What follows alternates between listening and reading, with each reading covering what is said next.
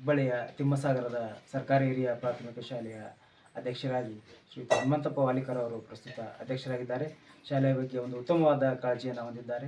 ಈ ಶಾಲೆಯಲ್ಲಿ ಈಗ ಇತ್ತೀಚೆಗೆ 5 ಕ್ಲಾಸ್ ರೂಮ್ಗಳನ್ನು ಅವರು ಓಪನಿಂಗನ್ನು ಮಾಡಿದ್ದಾರೆ.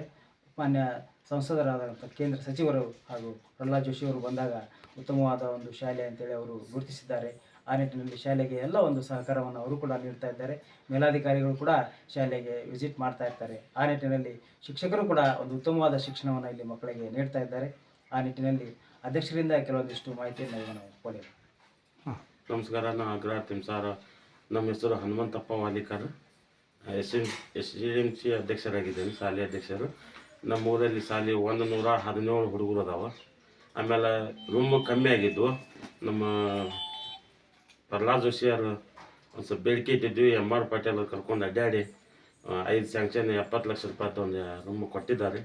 ಕಟ್ಟಡ ಆಗಿ ಪೂರಾ ಓಪನಿಂಗ್ ಮಾಡಿದ್ದಾರೆ, ಮೊನ್ನೆ ಉದ್ಘಾಟನೆ ಮಾಡಿದ್ದಾರೆ. ಆಮೇಲೆ ನಮ್ಮದು ಸರು, ಟೀಚರು, ಹೆಡ್ ಮಾಸ್ತರು ಎಲ್ಲರೂ ಒಳ್ಳೆಯ ಶಿಕ್ಷಣ ಕೊಡ್ತಾರೆ ನಮ್ಮ ಹುಡುಗರಿಗೆ. ಆಮೇಲೆ ಈಗ ಸದ್ಯ ಇನ್ನೊಂದು 2 ದಿವಸ ಬಿಟ್ಟು ಮ್ಯಾಗ ಆ ಶಾಲೆಗೆ ಹೋಗ್ಬೇಕಂತೇಳಿ ಇದು ಮಾಡಿದ್ದೀವಿ. BS ಸಾಬ್ರು ಕರ ಇದಿಷ್ಟು ಮಾಡಿದ್ದಾರೆ. ವಾರಕ್ಕೊಮ್ಮೆ ತಿಂಗಳದಾಗ 2-3 ಸಲ ಬಂದು ಎಲ್ಲ ಹೇಳಿ ಹೋಗಿದ್ದಾರೆ. ನಮಗೂ ಆಮೇಲೆ ಶೂಸು, ಬೂಟು, ಅರಿಬಿ ಎಲ್ಲ ಮುಟ್ಟಿಸೋದಾದರೆ. ಮತ್ತು ನಾವು ಆರ್ಡರ್ ಮಾಡಿದ್ದೇವೆ. ಚೆಕ್ ಕೊಟ್ಟಿಂದ 2-3 ದಿವಸದಲ್ಲಿ ಕೊಡ್ತಾರೆ. ಬೂಟು, ಅರಿಬಿ ಸರ ಕೊಟ್ಟಿದ್ದೆ ಸರ್. ಮತ್ತು ಮಕ್ಕಳು ಯಾವ ರೀತಿ ಕಲಿತಾರೆ ಸರ್ ಇಲ್ಲಿ ಶಿಕ್ಷಣ ಚೆನ್ನಾಗಿದೆ ಸರ್. ಹುಡುಗರು ಎಲ್ಲ ಚೆನ್ನಾಗಿ ಹೇಳ್ತದ. ಮೊದಲು ಕಮ್ಮಿ ಇತ್ತು ರೀ, ಈಗ ಶಿಕ್ಷಣ ಸ್ವಲ್ಪ ಕಮ್ಮಿ ಇದ್ರೆ ಈಗ ಮತ್ತು ನಾವು ಗುದ್ದಾಡಿ ಶಿಕ್ಷಣ ಜಾಸ್ತಿ ತೊಗೊಂಡಿದ್ದೇವೆ. ಬಂದಾರೆ ಕರೆಕ್ಟ್ ಇದೆ ಸರ್.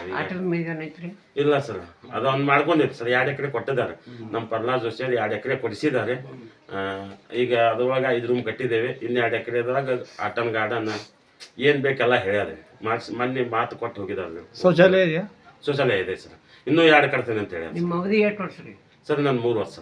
ನಾಯಿಗೂ 1 ವರ್ಷ ಸರ್. ಇನ್ನು 2 ವರ್ಷ ಇದೆ ಸರ್. ಶಿಕ್ಷಕರ ಕೊರತೆ ಏನಿಲ್ಲ ಸರ್. ಕೊಟ್ಟಾರೆ ಸರ್, ಕೇಳಿಬಿಟ್ಟು ಕೊಟ್ಟ ಸರ್.